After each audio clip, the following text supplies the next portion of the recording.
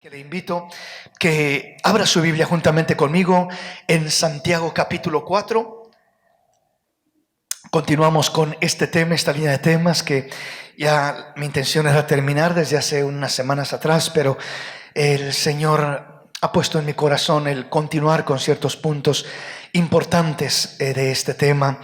Y precisamente hemos estado hablando, comenzamos en esta mañana más directamente con este tema de almas adúlteras, lo que es el adulterio de nuestra alma, lo que es la infidelidad de una alma, dónde comienza a desviarse, dónde comienza el problema de nuestra alma, que eventualmente se exterioriza y termina manifestándose visiblemente a través de nuestras acciones y todo nuestro vivir.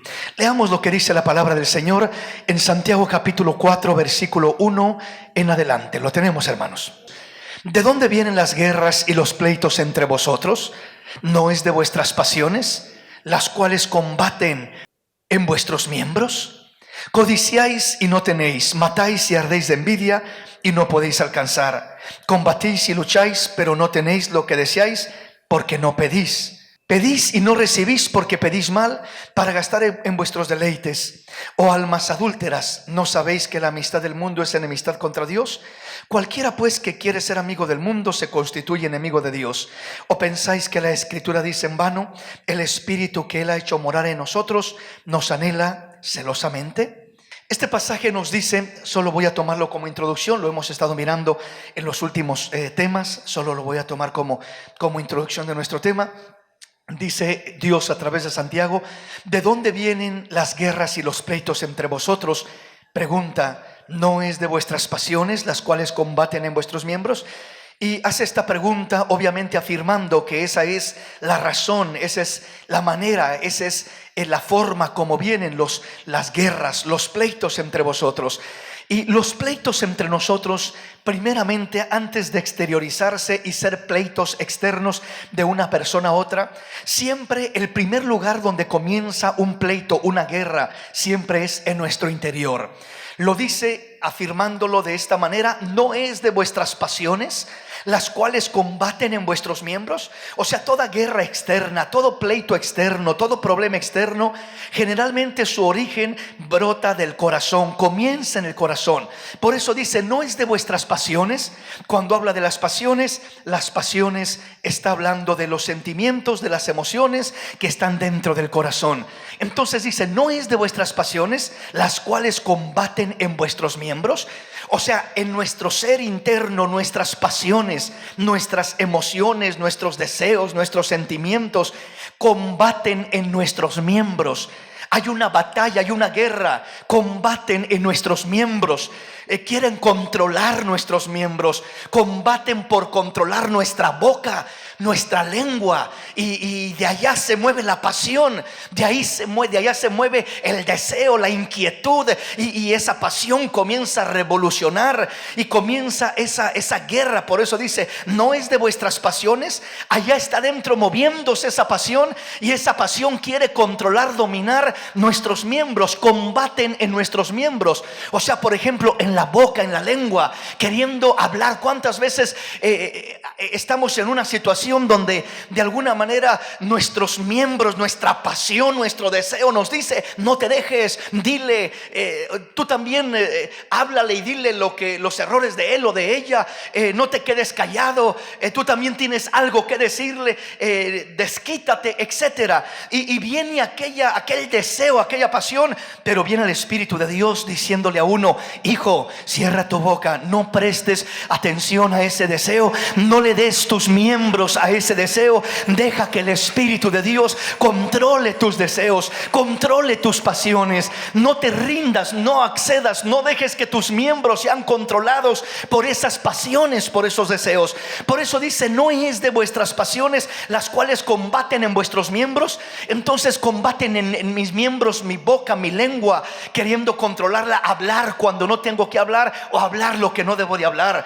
Combaten en mis miembros, mis pies, queriendo ir y llevarme y caminar al lugar donde sé que no debo de caminar, a hacer lo que no debo de hacer con mis manos. Quieren controlar, dominar mis miembros, mis pies llevándome a donde no debo de ir, mis manos haciendo lo que no debo de hacer, mis ojos mirando lo que no debo de mirar, mi lengua, mi boca hablando lo que no debo de hablar, o mis oídos oyendo lo que no debo de oír. Oiga, es una comezón interior, una batalla, las pasiones batallando contra nuestros miembros, queriendo dominarlos y controlarlos. Y si nos descuidamos un poquito y le damos lugar a esas pasiones que controlen nuestros miembros comienzan a ser dominados, y hacemos lo que no debemos, y oímos lo que no debemos, y vemos lo que no debemos, y caminamos a donde no debemos, y hablamos lo que no debemos, y nuestros miembros son controlados y dominados por esas pasiones, llevándonos al pecado, a la destrucción, al daño. Por eso dice el apóstol: no es de vuestras pasiones las cuales combaten en vuestros miembros. Entonces tus pasiones combaten contra tus miembros, queriendo controlarlos, dominarlos, utilizarlos para poder expresarse, manifestarse, ¿verdad? Toda pasión se quiere manifestar a través de nuestros miembros. Un miembro o otro miembro, el miembro que sea, pero la pasión quiere usar mis miembros para poder controlarlos y satisfacer ese deseo, esa pasión. En veces la ira, la pasión de la ira, la pasión del enojo, la pasión del chisme, de la mentira, del engaño, son pasiones que se mueven en nosotros. Toda clase de pasiones que quieren combatir y dominarnos, pero nosotros no nos debemos a esas pasiones, nos debemos a la presencia de Dios, a la palabra de Dios, al Espíritu Santo de Dios, que es quien debe de dominar, controlar, guiar nuestros miembros, nuestro cuerpo, nuestra boca. Porque repito, si usted permite que sus pasiones utilicen sus miembros para desahogarse, para saciarse, para satisfacerse, vamos a terminar usando todos nuestros miembros para mal, para pecar, para ofender a Dios, y vamos a sufrir grandes consecuencias. Entonces ahí comienza esa guerra en el interior. Avanza y dice el apóstol: codiciáis y no tenéis, matáis y ardéis de envidia y no podéis alcanzar, combatís y lucháis, pero no tenéis lo que deseáis, porque no pedís. O sea, no se acercan a Dios para pedirle lo que necesitan, sino que se afanan, se cansan, se martirizan y tratan por su propia fuerza de conseguir lo que desean, lo que quieren, y al último las cosas no salen como uno quisiera, y al último no alcanza y no consigue lo que uno quisiera, y aún el que logra conseguir lo que quiere, termina aquello que consigue no satisfaciéndole y no siendo de bendición como pensaba que iba a ser. Si logro conseguir esto, si logro alcanzar aquello, si logro esta otra meta, voy a sentirme realizado. Muchas veces ni siquiera alcanza la meta. ¿Por qué? Porque hay esa codicia, ese deseo impropio, inadecuado. Deseamos aquello por las razones equivocadas, no para gloria de Dios, sino para jactancia, para vanagloria. Por las razones equivocadas, las intenciones muchas veces no son las que honran a Dios. Y cuando aún logramos alcanzar, en este caso dice: lucháis y dice: y no podéis alcanzar, combatís y lucháis, pero no tenéis lo que deseáis, porque no pedís. Entonces muchas veces no tenemos lo que deseamos. Hay una guerra, hay una lucha en nuestro interior que quiere gobernar, que quiere controlar nuestros miembros, nuestra vida, nuestro corazón, para poder de esta manera buscar aparentemente una satisfacción de esas pasiones, pero que en verdad no trae satisfacción real. Porque solo aquello que viene de Dios trae una verdadera satisfacción de Dios. Es decir, aquello que viene en el orden de Dios, en la voluntad de Dios, en el tiempo de Dios, es lo que trae verdadera satisfacción. Entonces hay una guerra por el control de tu alma, hay una guerra por tus pensamientos, hay una guerra por tus emociones, hay una guerra por tu ser completo, que busca controlar tu vida y que busca de alguna manera dominarnos y destruirnos si le damos lugar a lo que no debemos de darle lugar. Avanzamos en nuestro tema. Dice el versículo 3, donde entra más directamente en el tema, dice: pedís y no recibís, porque pedís mal, para gastar en vuestros deleites. Ahí está la intención del corazón desviado muchas veces, el propósito que no es el correcto delante de Dios en muchas ocasiones. Y dice, por eso muchas veces no recibís. Pero cuando alineamos nuestro corazón en la voluntad de Dios, es más fácil recibir aquello que Dios tiene para nosotros, porque Él lo prometió diciendo, si pedís alguna cosa conforme a su voluntad, creed que lo recibiréis y os vendrá. Entonces todo lo que es conforme a su voluntad es más fácil para que venga y lo recibamos. Versículo 4 dice, oh almas adúlteras, ¿no sabéis que la amistad del mundo es enemistad contra Dios? Cualquiera pues que quiere ser amigo del mundo se constituye enemigo de Dios. ¿O pensáis que la Escritura dice en vano, el Espíritu que Él ha hecho morar en nosotros nos anhela celosamente? O sea, Dios nos desea, nos anhela con un celo muy especial. No nos quiere compartir con el mundo. Y en este caso dice, oh almas adúlteras. Entonces el adulterio del alma es el adulterio del corazón. Cuando el corazón comienza a entregarse a esas pasiones, también la Biblia le llama concupiscencia, a esas pasiones bajas de nuestra carne, que muchas veces cuando le damos lugar, pues producen en nosotros malos deseos, malos pensamientos, malos sentimientos, producen en nosotros todos los deseos de la carne, como lo describe la palabra de Dios en diferentes pasajes. Y ahí estamos adulterando en nuestra alma. No estamos cometiendo adulterio físicamente. Hay muchas personas, muchos hermanos que no cometen adulterio físicamente, pero que cometen adulterio en su alma, en su corazón, emocionalmente, mentalmente, intelectualmente, a través de los deseos de los ojos, a través de los deseos de la carne, de la vanagloria de la vida. Comenzamos a entrar en un estado de adulterio. Dice, oh almas adúlteras, ¿no sabéis que la amistad del mundo es enemistad contra Dios? Cualquiera pues que quiere ser amigo del mundo se constituye enemigo de Dios. Entonces nos habla de tener intimidad con el mundo, de entregarnos al mundo, de querer satisfacer nuestras necesidades y nuestros deseos conforme el mundo lo presenta y no conforme Dios. Ahí es donde el alma termina adulterando, termina traicionando su relación con Dios, su amor a Dios, su entrega a Dios, su compromiso con Dios, comienza traicionándolo. Avancemos en nuestro tema y veamos algunos aspectos más ampliamente de lo que estamos mirando. Desde el tema anterior dijimos que para tener intimidad con Cristo, es decir, podemos tener intimidad con el mundo o tener intimidad con Cristo. Para tener intimidad con Cristo siempre necesitamos desvestir a nuestra alma, desvestirla, despojarnos, abrir nuestro corazón. Es el término que utilizamos más prácticamente. Esto es quitar nuestras excusas, nuestros pretextos, nuestras autojustificaciones y reconocer delante de Dios nuestra condición real. Abrir nuestro corazón y decirle, Señor, mírame tal cual soy, tal como estoy. Aquí estoy delante de ti, ayúdame, Señor. No quiero aparentar, no quiero cubrirme con hojas de higuera como Adán y Eva, no quiero simplemente excusarme, no quiero simplemente autojustificarme. Quiero reconocer mi condición para que verdaderamente tú me ayudes, tú vengas a mi auxilio, me restaures y arranques lo malo de mi corazón y mi vida sea agradable delante de tus ojos. Dele un aplauso al Rey en esta hermosa y maravillosa tarde, aleluya.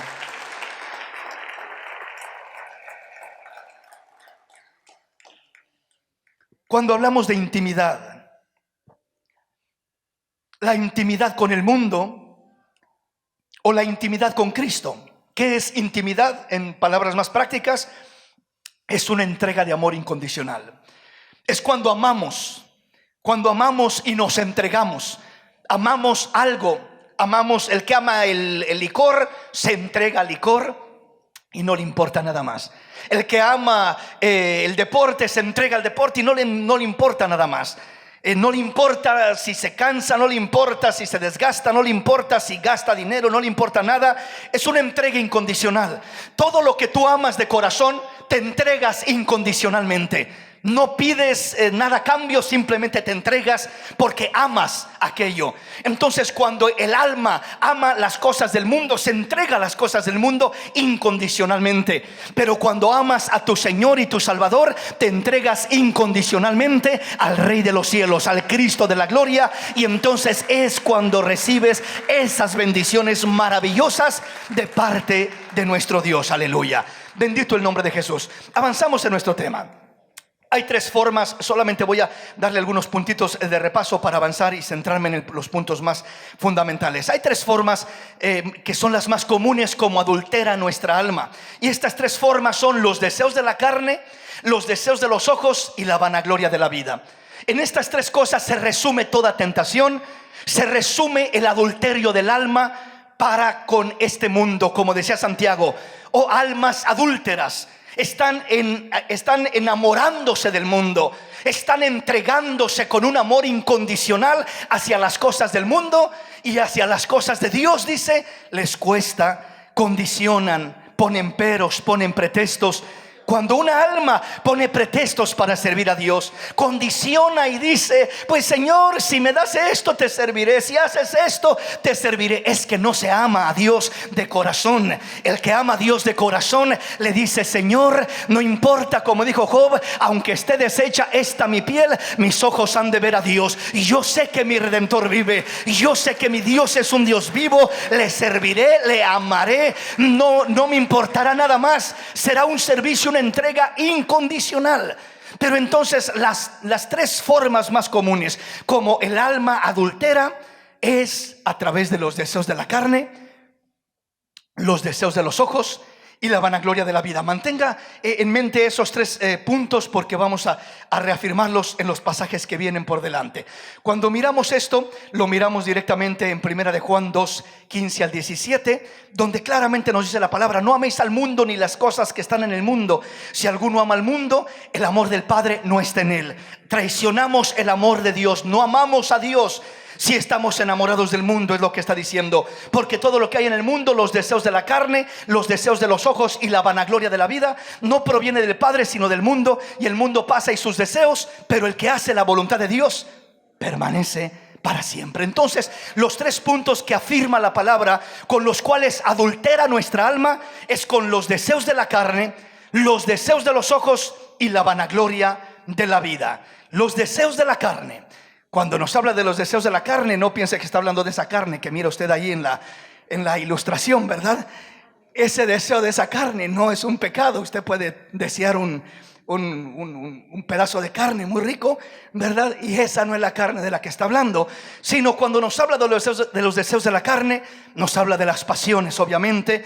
Nos habla de la atracción, generalmente, e involucra uno de los deseos de la carne más sobresalientes. Son los deseos sexuales, son la atracción al sexo opuesto, el hombre a la mujer al hombre. O en este tiempo ya está tan enredado y tan corrompido el mundo que ya no necesariamente es los deseos de un hombre a una mujer a un hombre, sino en veces los deseos de una mujer a una mujer, ¿verdad? Hablando del lesbianismo, que es algo tan común y más fuerte que está cada día agarrando fuerza, o de lo que es el homosexualismo, el deseo de un hombre por otro hombre. Son igualmente la misma cosa al final de cuentas. Claro, está más degradado todavía ese deseo, más fuera del orden de Dios, porque va aún fuera de lo que es la naturaleza humana. Ya no solamente es el mandato de Dios, sino aún la misma naturaleza humana ya lo reprueba. Entonces los deseos de la carne tienen que ver con el querer hacer, el querer probar, el querer experimentar. Los deseos de la carne son una de las áreas donde entra el alma a adulterar. Todo aquel deseo de la carne que comienza a moverse en uno desenfrenadamente, a controlar los miembros del cuerpo, entonces ahí comienza el deseo de la carne. De ahí pasa no solamente a los deseos de la carne, sino a los deseos de los ojos. Los deseos de los ojos no nos habla solamente del tener, no nos habla solamente del querer hacer, sino del tener. Los deseos de los ojos, es decir, cuando nos habla de la expresión de los deseos de los ojos, se refiere al placer mental pecaminoso que es estimulado por la vista. Cuando una persona a través del mirar, por ejemplo, una cosa fuerte y común en nuestro tiempo, que es un pecado fuerte y terrible, ¿verdad?, que viene a través del deseo de los ojos, es la pornografía, por ejemplo. La pornografía es una estimulación a través del mirar. No está haciendo nada, a lo mejor la persona no está tocando a nadie, no tiene contacto con nadie, pero está ya el alma adulterando a través de los deseos de los ojos. Ya hay una manipulación emocional, una manipulación espiritual que está afectando a la persona, y en este caso le está afectando no solamente hablando del deseo sexual como lo es la pornografía, sino puede ser cualquier otro deseo de lo que vemos, de lo que nos agrada, de lo que nos atrae a los ojos, pero que está fuera de la voluntad de Dios, fuera del orden de Dios. Lo que está dentro de la voluntad de Dios, que te atrae, que te gusta, eso no hay ningún problema cuando lo buscas obtener en el orden legal, en el orden agradable a Dios, en el orden que está dentro de la voluntad de Dios, no hay ningún problema. Pero cuando queremos algo que está fuera de la voluntad de Dios, ahí hay un problema. Son los deseos de los ojos que ya están llevando al alma a cometer adulterio, a pecar contra Dios, y está ya sembrándose un fruto, un embarazo emocional, un embarazo mental en el corazón del hombre, lo cual va a concebir y va a dar a luz un fruto destructivo eventualmente. Y no solamente viene los deseos de los ojos, sino la vanagloria de la vida.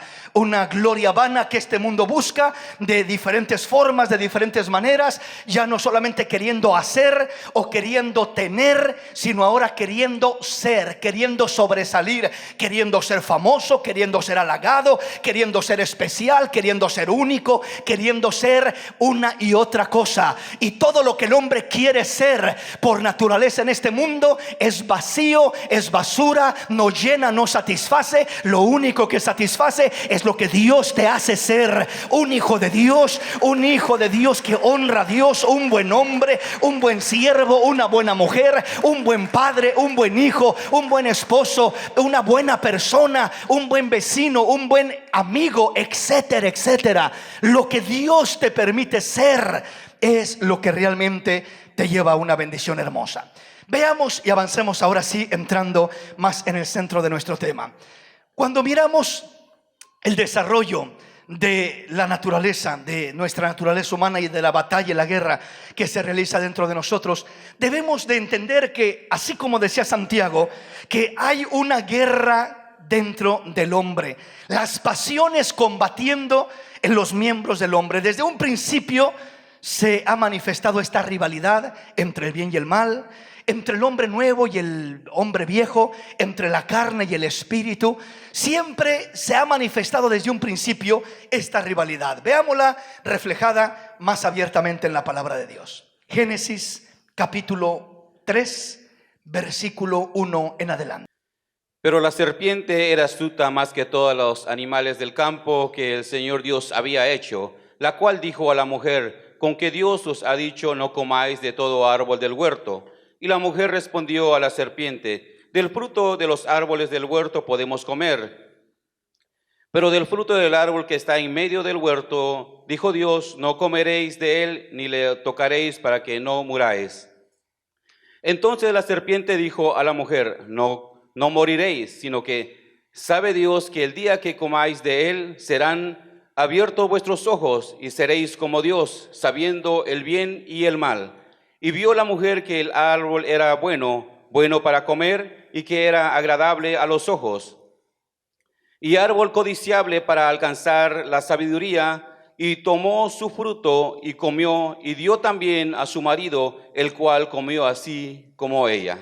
Nos comienza diciendo este pasaje: pero la serpiente era astuta más que todos los animales del campo que el Señor Dios había hecho, la cual dijo a la mujer: ¿con qué Dios os ha dicho no comáis de todo árbol del huerto? Vea usted cómo el enemigo tuerce, transcriversa lo que Dios ha dicho.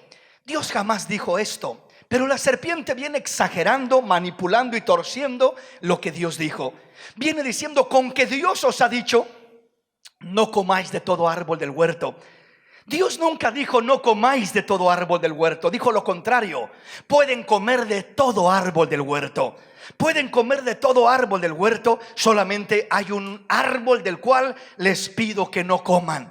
Entonces la serpiente lo tuerce al revés y les dice con que Dios les ha dicho que no pueden comer de ningún árbol del huerto, ¿verdad? No comáis de todos los árboles del huerto. Esa es la primera manipulación que el enemigo hace sentir a muchos cristianos, cuando muchas veces les hace sentir como que, oh, en tu iglesia te prohíben todo, o con que tu religión te prohíbe todo, o con que la Biblia te prohíbe todo, no puedes hacer nada. Peor si eres un joven, una jovencita, ¿verdad? Vas a amargar tu vida, no puedes ser feliz, no puedes divertirte, no puedes hacer nada porque tu iglesia te prohíbe todo, tu pastor te prohíbe todo, tu religión te prohíbe todo, la Biblia te prohíbe todo, o en el último caso, tu Dios te prohíbe todo. Ese es el engaño y la manipulación y la mentira más vieja en la historia, que sigue utilizando todavía el enemigo. Nuestro Dios no nos prohíbe todo. Si en alguien tenemos libertad, es en la presencia de Dios, es sirviendo a Dios, es amando a Dios. Él nos hace libres para gozar de la vida verdaderamente con libertad, pero una libertad sana, una libertad ordenada, una libertad que honra y glorifica a Dios, una libertad que bendice a su prójimo y a sus semejantes, a su familia, a sus hermanos y a todo aquel con el que tiene contacto. No es algo destructivo, sino algo sano. Entonces Dios no nos prohíbe. El pueblo de Dios no es el pueblo más miserable y más triste, no. La palabra dice, comenzando de Cristo: has amado la justicia y aborrecido la maldad. Por esta razón te ungió Dios, el Dios tuyo, con óleo de alegría más que a todos tus compañeros. Si había un hombre en esta tierra que era alegre, era Cristo Jesús, nuestro Señor, nuestro Salvador. Tenía un gozo genuino, un gozo auténtico, un gozo de Dios, un gozo superior a todo lo que este mundo puede ofrecer. Él era contento, él era alegre, él era feliz, porque la Biblia así lo dice, así lo expresa acerca de lo que vino sobre de él, aquella unción de alegría. Dice: has amado la justicia y aborrecido la maldad, por lo cual te ungió Dios con óleo de alegría más que a tus compañeros. Dios igualmente quiere darnos esa alegría y esa felicidad, ese gozo. Mejor dicho, la palabra felicidad no es la palabra más propia. ¿Por qué razón? Porque no hay nadie que sea feliz todo el tiempo. No hay nadie que sea feliz las 24 horas del día, porque va a haber momentos que se va a sentir triste, va a haber momentos que va a tener problemas, va a haber momentos que va a tener dificultades. La expresión felicidad es temporal solamente, porque es solamente la determinación de cuando todo va bien en la vida del hombre, de cuando le sucede algo muy especial. Me gané la lotería, me siento feliz, ¿verdad? Me compré un carro del año, me siento feliz. Me acabo de casar, me siento feliz. Pero toda esa felicidad se desvanece y se acaba. Se desvanece y se acaba. Dura por un instante y en un instante se siente emocionada la persona y dice que qué bonito, me siento muy bien. Pero es una felicidad que no perdura, que no permanece. Pero lo que Cristo nos ofrece es superior a la felicidad. Lo que Cristo nos ofrece es el gozo de su Espíritu Santo. El gozo de su Espíritu supera la felicidad. El gozo de su Espíritu permanece las 24 horas del día, los 365 días del año. El gozo del Espíritu de Dios no depende de nuestra condición externa, ni siquiera depende de cómo nos sentimos internamente. Es decir, una persona puede sentirse triste en algún momento por problemas, por dificultades, como Cristo Jesús dice que cuando estaba orando en Getsemaní, dice: oren conmigo, dijo a sus discípulos, porque mi alma está muy triste hasta la muerte. Sin embargo, aunque sintió tristeza, la Biblia dice en Hebreos 12:2, dice que él, por el gozo puesto delante de él, sufrió la cruz, menospreciando el oprobio, y se sentó en el trono de la majestad en las alturas. Aleluya. Él pasó por el Calvario con gozo. Él sentía el gozo de Dios, porque el gozo de Dios es superior a cualquier estado de ánimo que es llamado humanamente felicidad. ¿Qué es la felicidad? Un estado de ánimo que está propenso a cambiar de momento a momento, de situación a situación, de circunstancia a circunstancia. Cambia y varía los estados de ánimo. Esa es la felicidad, un estado de ánimo en óptimas condiciones. Pero ¿qué pasa cuando no estamos en óptimas condiciones? ¿Qué pasa cuando las cosas cambian en nuestra vida? Entonces la felicidad aparentemente desaparece.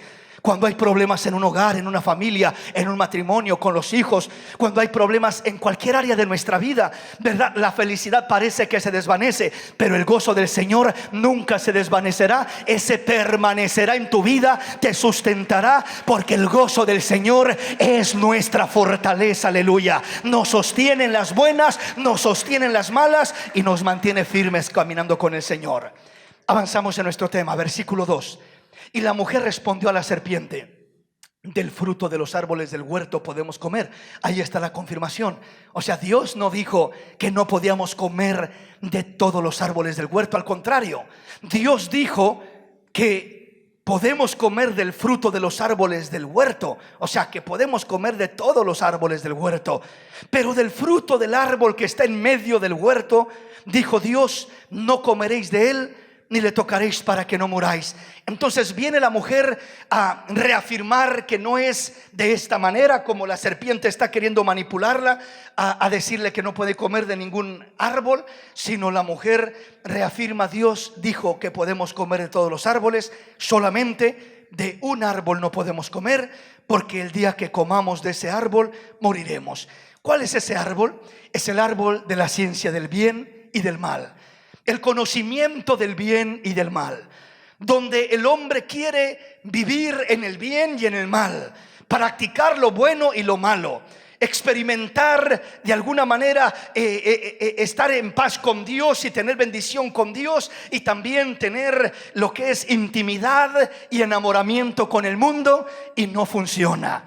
El árbol de la ciencia del bien y del mal dice: no lo toques, no comas de ese árbol, no comas de ese fruto. O sea, ese árbol, ciencia del bien y del mal, primeramente podríamos decir representa lo que es una doble vida, queriendo vivir con dos caras, con un pie en el mundo y con un pie en Dios. Quiero agradar al mundo y quiero agradar a Dios. El árbol de la ciencia del bien y del mal. Pero Dios dijo: no comas de ese fruto. Dios dijo a través de Santiago: o sirves a Cristo y tienes intimidad con Él, o sirves al mundo y tienes intimidad con Él. Porque vas a adulterar. Si dices que amas a Dios y te vas con el mundo, vas a adulterar y vas a ser una alma adúltera. Dice el Señor: te decides si has de servir a Cristo, si has de servir al mundo. No comas del árbol de la ciencia del bien y del mal. Es decir, una doble vida, un doble fruto que conoce las dos cosas, practica las dos cosas, participas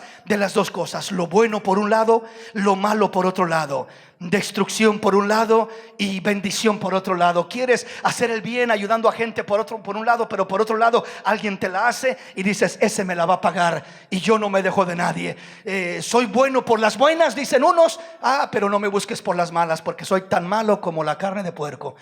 O sea, se sienten de una manera que cuando son buenos, son muy buenos con los que son buenos con ellos, y los que se llaman bien dicen: soy muy bueno. Por las buenas soy muy bueno, pero por las malas soy muy malo. Sí, y ese tipo de personas, en veces todavía, ese tipo de expresiones, en veces todavía se oye entre el cristianismo. Entre hermanos que expresan eso: hermano, yo como hijo de Dios, yo soy un buen hijo de Dios y yo amo a mi prójimo. Pero si no se mete conmigo, cuidado que no me busquen, porque el que me busca me encuentra.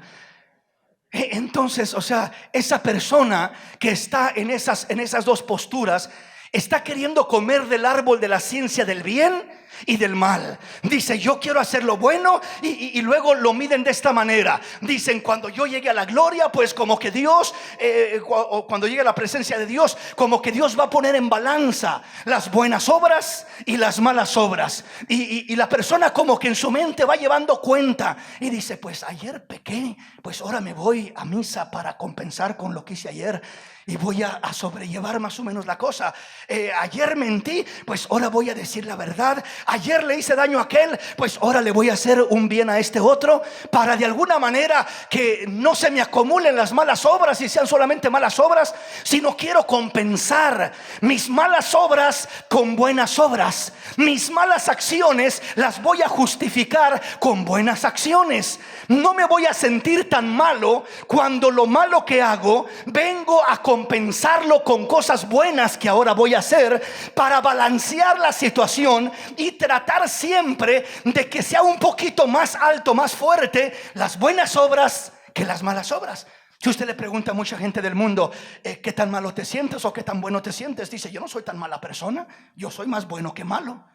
Sí, de vez en cuando hago mis maldades, pero hago más bienes que males. Entonces soy más bueno que malo. Si me pone Dios en una balanza, yo entro al cielo. ¿Por qué? Porque mis buenas obras, lo bueno que soy, supera a lo malo que soy. Y tienen esa mentalidad que así es como trabaja Dios. Esa es una mentira y un engaño del infierno que viene desde la antigüedad, desde un principio. Dios no trabaja de esa manera. Dios no juzga de esa manera, ¿verdad? Es como una persona que de repente diga, pues yo le salvé la vida a dos personas que se estaban ahogando o muriendo o en un accidente, y le salvé la vida a dos personas, y ahora acá alguien me busca pleito, pues voy a matar a este y le voy a quitar la vida, ¿verdad? Y voy delante del juez y cuando el juez me diga, ¿mataste a este? Sí, lo maté, señor juez. Sí, pues entonces eres culpable. Sí, señor juez, pero tome en cuenta que salvé la vida de estas dos personas hace un año atrás, así que tengo un crédito ahí. Así que por favor, señor juez, tómeme en cuenta, estas dos vidas que salvé superan las dos vidas que salvé a esta vida que quité. Entonces todavía puedo quitar otra vida y apenas voy a estar al parejo, ¿verdad?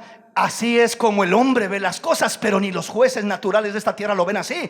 Le van a decir, oye, tú salvaste la vida de dos personas, qué bueno por lo bueno que hiciste, pero lo bueno que hiciste no te da derecho, ni te justifica, ni te da licencia para poder hacer lo malo por otro lado. Vas a dar cuentas de lo malo que hiciste. No te voy a juzgar, dice el juez, por eso bueno que hiciste, sino por esto malo que has hecho, y por esto malo vas a pagar. Pues esa es la condición del hombre. No importa que haya hecho 1000 cosas buenas, dice la palabra, aunque dé su cuerpo para ser quemado, aunque dé sus bienes a los pobres, aunque haga 1000 obras, aunque tenga la fe para mover montañas, aunque sea la persona aparentemente más buena y más caricativa que hay en esta tierra, si hace lo malo con una sola mancha, con un solo pecado, con una sola maldad, ya es reo de juicio, ya es digno del infierno. Lo único que nos libra del infierno es la sangre de Cristo, es la gracia de Dios, es la presencia de Dios, es la bendición de nuestro Dios. Comer del bien y del mal, querer compensar lo bueno con lo malo, querer justificar lo malo, nuestras faltas y deficiencias, con aparentemente algunas cosas buenas que podemos tener, y no funciona de esa manera. Lo bueno es una bendición, pero nunca podrás de alguna manera compensar, ¿verdad?, lo malo que haces con algo bueno que haces. O sea, no trabaja de esa manera. Dios quiere que nuestra vida sea una vida genuina, auténtica, no participando en este caso del bien y del mal, no viviendo una vida doble en este sentido, sino una vida genuina, una vida auténtica delante de Dios. Versículo 4 en adelante dice: entonces la serpiente dijo a la mujer, no moriréis, sino que sabe Dios que el día que comáis de él serán abiertos vuestros ojos y seréis como Dios, sabiendo el bien y el mal. Y vio la mujer que el árbol era bueno para comer, y que era agradable a los ojos, y árbol codiciable para alcanzar la sabiduría. Y tomó de su fruto y comió, y dio también a su marido, el cual comió así como ella. Recuerde lo que dijimos, los 3 puntos fundamentales a través de los cuales viene lo que es el adulterio del alma. Las 3 formas como el alma adultera. Miramos ese adulterio desde el principio de la creación. Eva adulteró con la serpiente. Y cuando digo adulteró, no estoy hablando de su cuerpo, no estoy hablando físicamente, porque si hay una enseñanza que dice eso, que la serpiente literalmente tuvo relaciones sexuales con Eva y que le engendró a un hijo, y que ese hijo fue Caín, y que por eso la Biblia dice que Caín era hijo del maligno, cosa que no tiene fundamento en la palabra de Dios, ¿verdad? ¿Por qué razón? Porque lo espiritual, o sea, cuando hablamos de un ser espiritual, de un demonio, aún del mismo Satanás, no tiene la capacidad para engendrar hijos como un hombre, como una persona. O sea, no tiene esa semilla humana, no se le ha dado el permiso, no se le ha dado esa autorización en ese aspecto. Por eso el Señor Jesús dijo, cuando le hablaron de la resurrección, una mujer tuvo 7 maridos y los 7 maridos murieron y no tuvo hijos con ninguno. Y dice que cuando le preguntan, Señor, cuando esta mujer se muera y los 7 se murieron también, dice, ¿de cuál de los 7 va a ser esposa? Si los 7 la tuvieron, fue esposa en la tierra de cada uno de estos 7. Allá en el cielo, ¿de cuál va a ser esposa? Y les dice, ustedes ignoran las escrituras y el poder de Dios, porque en la resurrección ni se casan ni se dan en casamiento, seremos como los ángeles. No hay ese aspecto de sexualidad, no hay ese desarrollo, no hay ese concepto en la gloria de Dios, en la presencia de Dios. Amén, hermanos. Veamos entonces esto. Dice el versículo 6: y vio la mujer que el árbol era bueno para comer. Ponga atención en eso. Segundo, y que era agradable a los ojos, y árbol codiciable para alcanzar la sabiduría. ¿Qué miramos en esos 3 puntos del versículo 6? Miramos primeramente una fruta agradable al paladar. Esto quiere decir los deseos de la carne. Los deseos de la carne. Miró aquella fruta y quería probarla, quería gustarla, quería comerla. Agradable al paladar. O sea, no simplemente era una fruta que se miraba simplemente bonita y agradable a los ojos, sino que dice, y vio la mujer que el árbol era bueno para comer. Era bueno para comer, o sea, se le antojó, quería saborear aquella fruta en la boca. Ese era el deseo de la carne que comenzó a brotar en Eva en este sentido, queriendo seducirla, llevarla a que probara aquella fruta. La pasión, las pasiones que combaten en nuestros miembros, esa pasión quiso desear probar el fruto prohibido que Dios había dicho, no comas de ese fruto, el día que comas de ese fruto vas a morir, no comas de él. Allí estaba el deseo de la carne, agradable al paladar, para comer, para probar. Luego viene el segundo punto que miramos, que dice, y no solamente que era un fruto que era bueno para comer, dice, y que era agradable a los ojos. El árbol agradable a los ojos, ¿qué es? Estamos hablando de los deseos de los ojos. Fruta agradable a los ojos. Quiso poseerla, quiso tenerla, quiso hacerla suya. Entonces ahí miramos el deseo de los ojos con lo que el alma de Eva estaba adulterando delante de la presencia de Dios, con aquella serpiente que le estaba ofreciendo el fruto prohibido. Los deseos de los ojos. El árbol era agradable a los ojos. Y termina diciendo, y árbol codiciable para alcanzar la sabiduría. El alcanzar la sabiduría tiene que ver con querer ser sabio, querer ser alguien, querer ser especial en este mundo, en esta vida. Esa fruta les haría sabios. La fruta determinó la posición de ellos, es decir, la vanagloria de la vida. Queremos ser alguien en esta vida. Quiero ser sabio, quiero ser alguien. La vanagloria de la vida. Por mucho que llegue a ser por mucho que llegues a ser en esta vida, no deja de ser sino simplemente vanagloria. Lo que llegues a ser para la gloria de Dios, eso es lo que realmente traerá bendición, lo que realmente te hará entendido. La sabiduría real de Dios es la que viene de lo alto, no una sabiduría que te enaltece, te ensoberbece y que te lleva a una vanagloria, a una jactancia. Me creo superior, me creo mejor, voy a ser sabio, voy a conocer el bien y el mal. Esa es la mentira que el diablo sembró en Eva primeramente. Los deseos de la carne, los deseos de los ojos y la vanagloria de la vida. Las 3 maneras como el alma adultera generalmente las pasiones, las posesiones y las posiciones en la vida.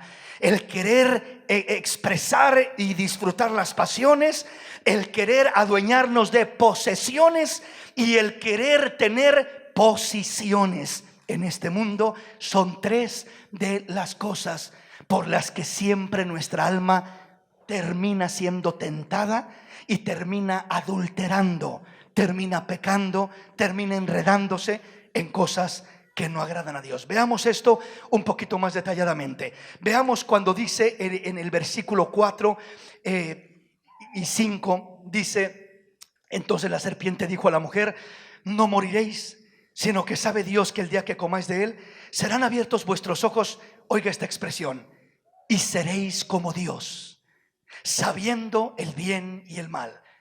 Oiga estas dos expresiones: seréis como Dios. ¿Qué quiere decir esto en realidad? Sabiendo el bien y el mal, seréis como Dios. ¿Qué significa esto?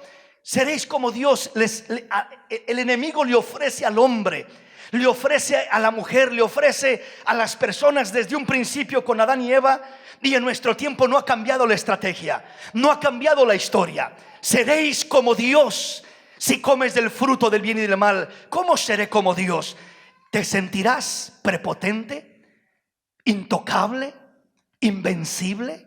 Nadie te puede decir nada, tú lo sabes todo. Todos te respetarán, todos te temerán, todos te obedecerán, todos te admirarán, todos te elogiarán. Es decir, te eleva a querer ponerte en una posición aparentemente de admiración ante este mundo, pero no es nada más que la vana gloria de la vida. Seréis como Dios. ¿Por medio de qué cosas el enemigo nos ofrece querer alcanzar a sentirnos prepotentes, a sentirnos sin temor alguno, a sentirnos de alguna manera intocables, invencibles, que hacemos lo que queremos? A mí nadie me dice lo que tengo que hacer, a mí nadie me manda, yo hago lo que yo quiero, y se siente la persona prepotente, ¿verdad? Como dice la canción por ahí de Vicente Fernández, que dice que no tengo reino ni trono, pero él dice, pero él sigue siendo el rey.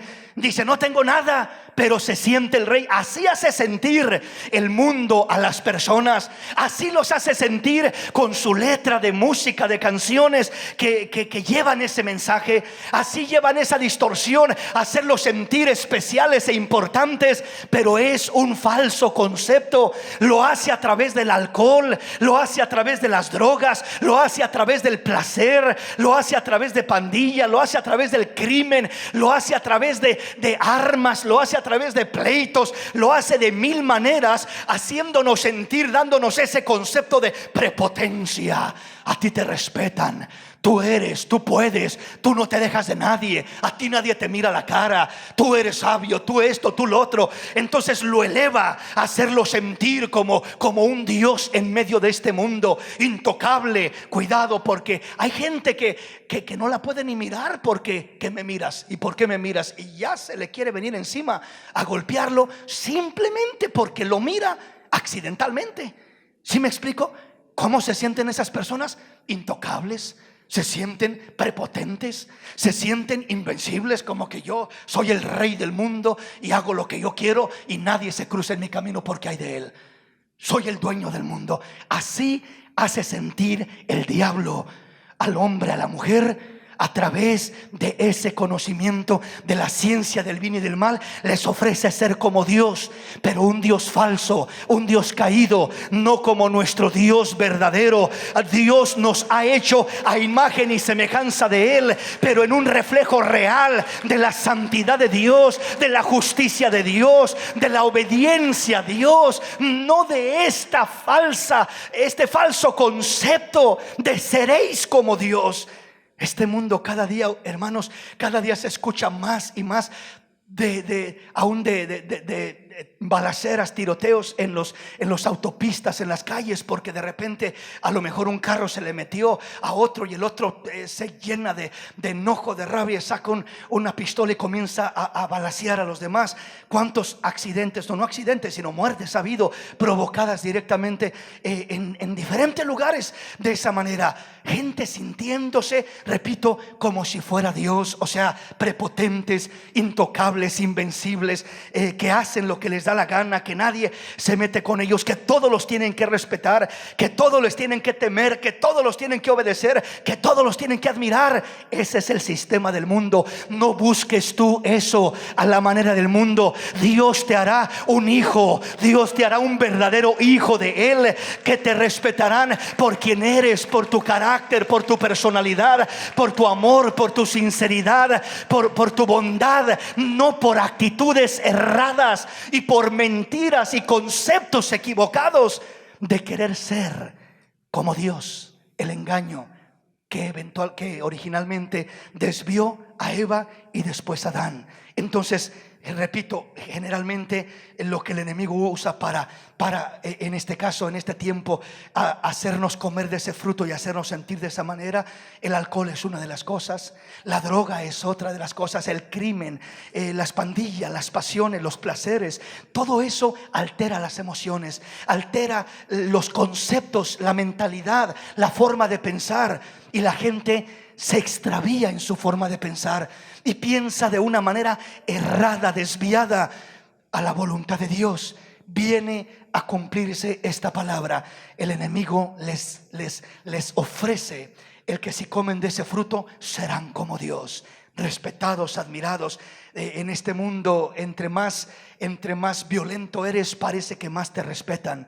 Entre más agresivo, entre menos te dejas de la gente, parece que más te respetan. Pero es un falso concepto de respeto. Eso no es respeto, eso es miedo. No es respeto. El respeto verdadero se gana a través del buen testimonio, del buen caminar, del buen trato hacia los demás. Ahí te ganas el respeto verdadero de los demás y la bendición genuina y auténtica de parte de Dios. Bendito el nombre del Señor. No solamente que les ofrece ser como Dios, sino que les dice sabiendo el bien y el mal. Cuando les dice sabrán el bien y el mal, les está diciendo prueba, experimenta, para que sepas lo que se siente. Disfruta la experiencia del momento, disfruta el placer. No pienses en consecuencias, no pienses en lo que puede pasar, no pienses en el mañana. Solo disfruta el momento, solo experimenta el momento y mira cómo te vas a sentir de una manera tan especial en ese momento, aunque después tengas que pagar consecuencias graves, serias y terribles. Aunque después sea destructivo aquello para tu familia, para tus amigos, para tu cuerpo, para tu vida, para tu salud. Sino que el enemigo no le dice a la persona mide consecuencias, considera lo que vas a hacer. No, solamente piensa en el momento, experimenta la experiencia, que no te cuenten. Por el momento aprende, disfruta, apropiate y no aprendas de nadie, no escuches consejos, no hagas caso a lo que te dicen. Simplemente experimenta, prueba. Que tu papá te dice no hagas eso, hijo, eso no es bueno. Que en la iglesia te dicen, que Dios te dice, que el pastor te dice, que la Biblia te dice, que un buen amigo te dice apártate de esas cosas malas, ¿verdad? Y de repente viene aquel pensamiento, viene la serpiente a decirte no hagas caso, no vas a morir, a ti no te va a pasar nada. Tú no vas a terminar como un adicto, tú no vas a terminar como un vicioso, tú no vas a terminar debajo de un puente, tú no vas a terminar con una familia destruida, tú no vas a terminar siendo infiel, o si eres infiel, a ti no te va a descubrir tu esposa. Tú eres demasiado inteligente para que te descubran. Tú sabrás cómo hacerle y a ti no te descubrirán. Mentiras del diablo. La palabra dice no hay nada oculto que el hombre haga que no haya de salir a la luz, que no haya de ser manifiesto. Dios dice yo lo sacaré a la luz y será como el mediodía ante los ojos de los demás, el momento que Dios determine sacar aquello. Así que no nos dejemos llevar por esa mentira del enemigo que nos hace creer que vamos a experimentar algo muy especial y que vamos a ser más sabios sabiendo el bien y el mal, y más especiales, y vamos a sentirnos muy especiales, ¿verdad? Esa es mentira, es engaño, es la mentira original que se derivó de la serpiente y que se divide en estas mismas tres categorías. Los deseos de la carne. Vio la fruta agradable para comer. Los deseos de los ojos. Vio que aquella fruta era agradable a los ojos. Y la vanagloria de la vida. Esa fruta me va a hacer sabio, me va a hacer diferente, me va a hacer superior a los demás, me va a hacer sabio. La vanagloria de la vida. Una sabiduría corrupta, una sabiduría desviada, una sabiduría perversa, una sabiduría de las tinieblas y no de Dios. Entonces, cuidémonos de no cometer el mismo error que nuestros padres cometieron. Nuestros padres, primeramente Adán y Eva, y segundamente nuestros padres terrenales que siguieron ese patrón. Abuelos, bisabuelos, tatarabuelos, nuestros propios padres que no conocían de Cristo. Entonces nosotros rompamos ese ciclo y sirvamos a Dios de corazón, de una manera especial. Avancemos en nuestro tema, ya que el tiempo ya se nos acabó, y veamos un pasaje más. Primera de Corintios capítulo 15, versículo 45 en adelante. Así también está escrito: fue hecho el primer hombre, Adán, alma viviente; el postrer Adán, espíritu vivificante. Mas lo espiritual no es primero, sino lo animal, luego lo espiritual. El primer hombre es de la tierra terrenal; el segundo hombre, que es el Señor, es del cielo. Cual el terrenal, tales también los terrenales; y cual el celestial, tales también los celestiales. Y así como hemos traído la imagen del terrenal, traeremos también la imagen del celestial. Vean qué hermoso. Aquí el apóstol Pablo explica y expresa esta situación que hay en nosotros. Dice, así también está escrito: fue hecho el primer hombre, Adán, alma viviente; y el postrer Adán, espíritu vivificante. Dice, mas lo espiritual no es primero, sino lo animal, o sea, lo humano, lo físico, luego lo espiritual. Dice lo animal porque el hombre natural, el hombre terrenal, es movido generalmente por instintos, por pasiones, por emociones, por deseos. Es movido por los impulsos de su carne. Pero el espiritual no es movido por los impulsos de su carne, sino por el Espíritu de Dios, por la palabra de Dios. Entonces nos habla del primer hombre que fue hecho, el primer hombre que fue Adán. Adán, traemos la imagen del primer hombre, Adán, del terrenal. Fuimos creados a esa imagen de Dios, y en este caso de Adán, nuestro padre, originalmente hablando, que es el que dio a luz a toda la humanidad. De él procedemos todos, de Adán y de Eva. Entonces está hablando de los dos hombres, de Adán y de Cristo. Dice, el primer Adán, ¿verdad?, es el terrenal, mas el segundo Adán, que es el Señor Jesús, es el celestial. Vea cómo dice el 47: el primer hombre es de la tierra, terrenal; el segundo hombre, que es el Señor, es del cielo. Cual el terrenal, tales los terrenales; y cual el celestial, tales también los celestiales. Y así como hemos traído la imagen del terrenal, traeremos también la imagen del celestial. ¿Qué significa esto? Tenemos una imagen terrenal. La imagen terrenal es el reflejo de todo lo humano. Es el reflejo del Adán terrenal. Es el reflejo de mi bisabuelo, de mi tatarabuelo, de mi abuelo, de mis padres, de mis tíos, de mis familiares. Es esa imagen de ideas, de creencias, de conceptos, de comportamientos, de hábitos, de tantas cosas que traemos. Una imagen que se formó en nosotros de cómo vivir nuestra vida, de cómo responder, de cómo comportarnos, de cómo vivir en general nuestra vida. Y dice el apóstol, hay muchas cosas que traemos de nuestros padres terrenales. Hay cosas que yo he mirado, que me encuentro haciendo reacciones de repente, y me analizo a mí mismo y digo, ¿y de dónde esta reacción? ¿De dónde aprendí yo esto? ¿De dónde, si ni siquiera me gusta comportarme de esta forma o reaccionar de esta manera? ¿De dónde? Y medito un poquito y veo, esta era la reacción de mi padre. Mi padre así reaccionaba. Él lo que hacía, nunca me enseñó a mí, nunca me dijo, vas a reaccionar así cuando tú seas grande, hijo mío. Nunca se sentó a darme una cátedra o una instrucción, a decirme que yo fuese como él. Nunca, todo lo contrario. Nos decían, no seas como yo, no aprenda lo malo, usted pórtese bien. Y siempre eran buenos los consejos, pero uno aprende más lo que mira que lo que le dicen. El patrón que uno adopta más es lo que mira que lo que le dicen. Entonces hay cosas que yo me encuentro analizando en mí mismo y reacciones que digo, ¿de dónde, Señor? Esto yo no lo he aprendido de ti, esto ni siquiera me gusta. ¿Por qué? ¿De dónde? Y encuentro mirando el reflejo de mi padre en reacciones, en cosas, en comportamientos, en momentos que en ocasiones no lo pienso. Son reacciones esporádicas, espontáneas que uno hace en ocasiones y que realmente hasta que ya reaccionó y uno analiza y dice, ¿y esto por qué? ¿Por qué hice esto? ¿Por qué reaccioné de esta manera?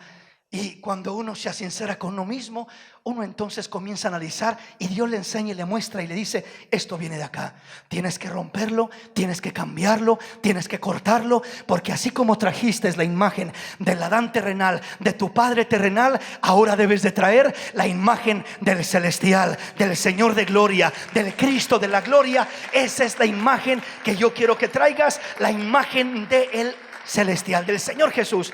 Entonces, cuando miramos la imagen del terrenal, el hombre terrenal, el Adán terrenal, en nuestro interior hay dos hombres, hay dos naturalezas. Está el primer Adán y el postrer Adán. Está el viejo hombre y el nuevo hombre. Está el bien y el mal en cierto sentido. Tenemos al viejo hombre, que en otras palabras es el Adán terrenal.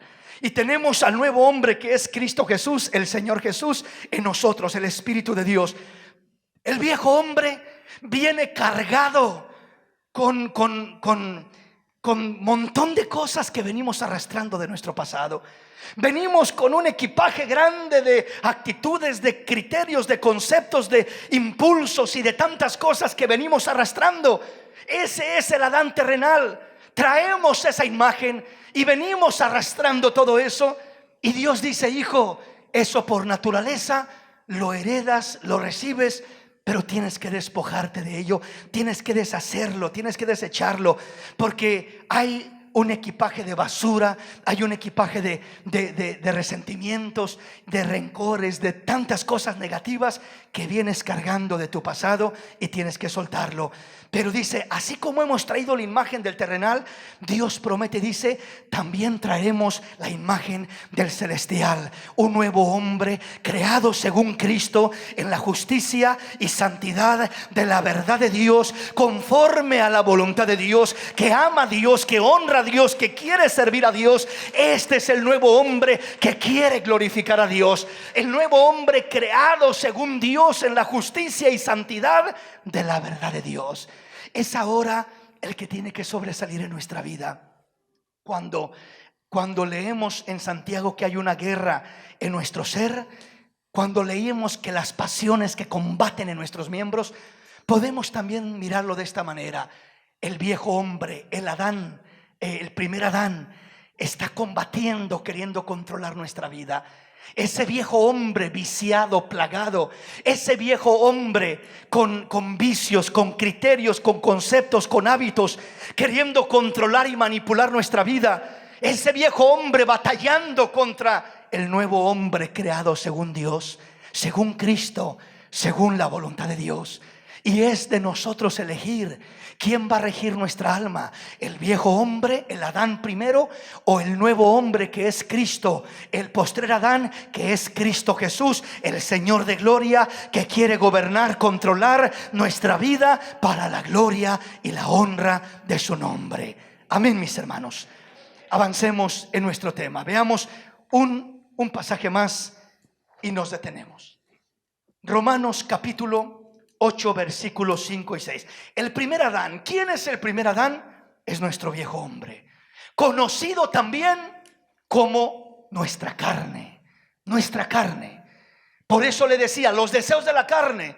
Y le decía, no es una chuleta ahí en un plato, ¿verdad? Sino los deseos de la carne son las pasiones. Son aquellos deseos que se mueven en nuestra alma. Veamos lo que dice Dios acerca de este Adán, acerca de este primer Adán, acerca de este viejo hombre, acerca de este árbol de la ciencia del bien y del mal, que todo apunta a una misma cosa, los deseos de la carne. Veamos qué dice Dios acerca de ello. Romanos 8, 5 en adelante. Porque los que son de la carne piensan las cosas de la carne, pero los que son del Espíritu en las cosas del Espíritu. Porque el ocuparse de la carne es muerte, pero el ocuparse del Espíritu es vida y paz. Por cuanto los designios de la carne son enemistad contra Dios, porque no se sujetan a la ley de Dios, ni tampoco pueden. Y los que viven según la carne no pueden agradar a Dios. Aquí nos lo dice claro. ¿Qué sucede cuando nos movemos en los impulsos humanos, en el primer Adán, en el árbol de la ciencia del bien y del mal, comiendo de ese fruto? Representa los deseos de la carne. Todo ello apunta a lo mismo, los deseos de la carne. Y dice la palabra, porque los que son de la carne piensan en las cosas de la carne, pero los que son del Espíritu en las cosas del Espíritu. Porque el ocuparse de la carne es muerte, pero el ocuparse del Espíritu es vida y paz. Y luego afirma y dice, por cuanto los designios de la carne son enemistad. Hay un pleito, hay una guerra, hay una lucha, hay una batalla. Son enemistad contra Dios, porque no se sujetan a la ley de Dios, ni tampoco pueden. Y los que viven según la carne no pueden agradar a Dios. Esa es la condición de nuestra carne. ¿Quiere darse una idea de lo que es la carne? Esa es la carne. La carne es un hombre fuerte, poderoso en nosotros, que nos ha dominado, nos ha controlado. La carne es indominable humanamente hablando. Es tan fuerte que lleva al hombre cautivo a hacer lo malo. Es tan fuerte que controla y manipula al hombre y lo lleva a través del vicio, a través del pecado, a través del placer, a través de la maldad, a través de toda aquella cosa, de toda pasión que comienza a gobernar los miembros de nuestro cuerpo. Entonces esa carne, ese viejo hombre, ese primer Adán, comienza a arrastrar al hombre. Por eso muchas personas, cuando son movidas por la carne, dicen: es que yo no quiero hacer aquello, pero no puedo dejar de hacerlo. Es que yo no quiero comportarme así, pero no puedo evitarlo. Es que yo no quiero enojarme, pero no puedo controlar lo que siento, ese enojo. Y aquello que sienten es más fuerte que ellos. Su carne los arrastra, los domina, los controla. De hecho, te digo, no hay persona que tenga la suficiente fuerza para dominar y controlar esa naturaleza carnal. No la hay. Ningún hombre, por educado que esté, porque haya cursado las más altas universidades de esta tierra, no tiene control de su carne, no tiene dominio. No importa la educación que tenga, no importa la cultura de la que venga, la mejor familia en la que haya crecido, su carne lo sigue dominando en una área o en otra o de otra, de una manera o de otra manera. A los más educados, la carne los controla, los seduce, los domina y los arrastra a hacer lo malo delante de Dios. Entonces la carne no la puede controlar un hombre. El único que puede controlar la carne, el único que la encadena, la aprisiona, la crucifica, es el Espíritu de Dios, es el poder de Dios, es el Cristo de la gloria. Es el único que tiene el poder para dominar, para controlar, para sujetar la carne. De otra manera tú tratarás de controlar tu carne, tú tratarás de esforzarte y decir: ya no vuelvo a hacer eso malo que hice. Me costó mucho, sufrí mucho, perdí mucho. Ya no vuelvo a hacer esto, ya no vuelvo a hacer lo otro. Y cuando menos acuerdas, ya estás haciéndolo de vuelta. ¿Por qué razón? Porque no tienes la fuerza, nadie la tiene, para controlar esa carne. Esa carne no es cualquier hombrecito debilucho. Esa carne es un hombre fuerte. Esa carne nos domina, nos controla, nos arrastra, nos manipula. Por eso dice Dios: fortaleceos en el Señor y en el poder de su fuerza. Solo con la fuerza de Dios, solo con el poder de Dios, solo a través del Espíritu Santo de Dios, la carne es sujetada, la carne es dominada, la carne es clavada, la carne es amarrada, si usted quiere. Solamente el único que puede dominar y controlar esta carne es Dios, es Cristo, es su Espíritu. Fuera de Él nadie puede controlar esa carne. Te controlará, te dominará. Podemos creernos fuertes, sabios y esto y lo otro, pero la carne termina dominando al hombre. Si no te domina de esta manera, te domina de esta otra, y si no te domina de esta otra, te dominará de esta otra, ¿verdad? Porque alguien dirá: a mí no me domina con el adulterio. Pues no, pero te domina con la mentira, con el chisme, con la crítica, con tantas otras cosas. Entonces, al que no lo domina con una cosa, lo domina con otra, a menos que el Espíritu Santo de Dios intervenga, obre y tome control de la carne. Él es el único que mantiene esa carne crucificada, clavada, que la mantiene sujeta al grado que no puede hacer nada. Y apenas trata de moverse y el Espíritu le dice: quieta, ¿a dónde vas? Yo soy el que tengo poder sobre ti, carne, y sobre ti te dominaré, te controlaré, y no harás lo que tú quieras, harás lo que yo quiero, dice el Señor. Es el único que tiene poder para dominar nuestra carne, aleluya. Por eso es la importancia de nuestra cercanía con Dios, de nuestra relación con Dios, de nuestra intimidad con Dios. Porque no podemos darle lugar a Cristo de que controle nuestra carne, a no ser que tengamos intimidad con Él. Siempre que tenemos intimidad con Él, hermanos, uno siente la carne débil y el espíritu fuerte. Uno siente que aquello que lo airaba y lo enojaba no es tan grave como uno pensaba. Aquello que lo descontrolaba y lo quería llevar a tomar decisiones arrebatadas, uno dice: no está tan mal como yo pensaba, estaba exagerando, estaba haciendo una tormenta en un vaso de agua. Así que el Espíritu de Dios hace que tu carne se vea débil, pero no porque sea débil, sino porque Él es poderoso, Él es grande, Él es fuerte, y Él es el que controla, gobierna y domina esa naturaleza humana.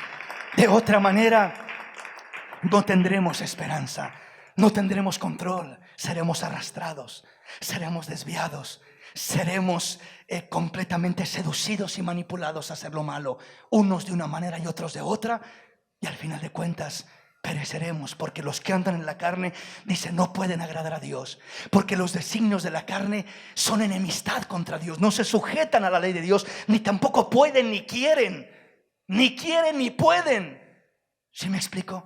No es que no los voy a convencer a mi carnita, le voy a hablar bonito, con mucho amor, para que, ¿verdad?, voluntariamente, ¿verdad?, se porte bien. Se portará bien por unos días, o se portará bien donde no te ve nadie. Pero cuando tienes la primera oportunidad de salirte con la tuya, te saldrás. Tu carne te impulsará a ello. Por esa causa, solo estando dominada por el poder de Dios. Póngase de pie.